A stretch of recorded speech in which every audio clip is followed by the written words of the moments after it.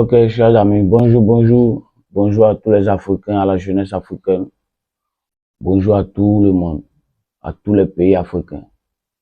J'aimerais attirer votre attention sur quelque chose. Regardez,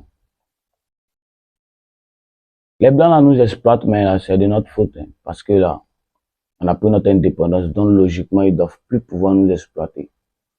Ça c'est la logique. Maintenant, imagine que, je prends un exemple très simple. Je suis ivoirien, je m'appelle Bamba Mohamed.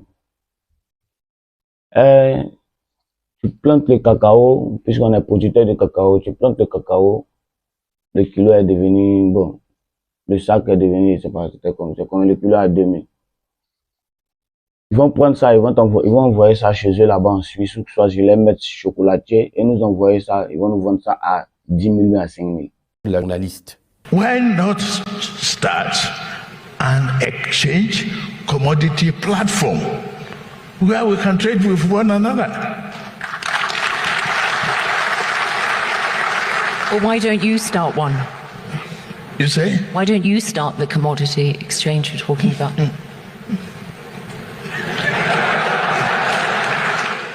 Cet extrait reflète une triste réalité qu'on peut observer aujourd'hui en Afrique, qui est que plusieurs de nos leaders savent ce qu'il faut faire. Ils ont parfois des dossiers complets proposés par des think tanks et autres organisations africaines posés sur leur bureau, mais ils ne font pas ce qu'il faut faire. Ceci. Et maintenant, regardez une chose. Regardez la Guinée. La Guinée, c'est un scandale géologique. Parce que ils ont tout là-bas. Le sol Guinée qu'on a créé est riche. Mais pourquoi ça n'avance pas là-bas? Peut-être actuellement, ils vont essayer d'avancer avec le président Doumbia. Je sais pas. Mais pourquoi ça n'avance pas? Parce que ils ont mis des sanctions, des embargos, ils ont mis la main sur les ressources pour eux-mêmes. Tu vas extraire le minerai de fer en Guinée, tu vas l'envoyer ça jusqu'à Dubaï, ou soit en Chine. Et ils envoient ça là-bas. Plus de 15 000 km comme ça, à 10 000 km environ, et c'est pas trop. Ils envoient ça là-bas, transport.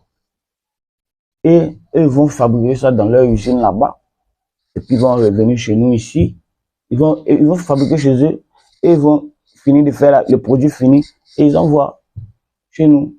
Et puis ils vont finir de transformer ça en fer à béton. C'est ça en plan pour construire nos maisons ici. Bon.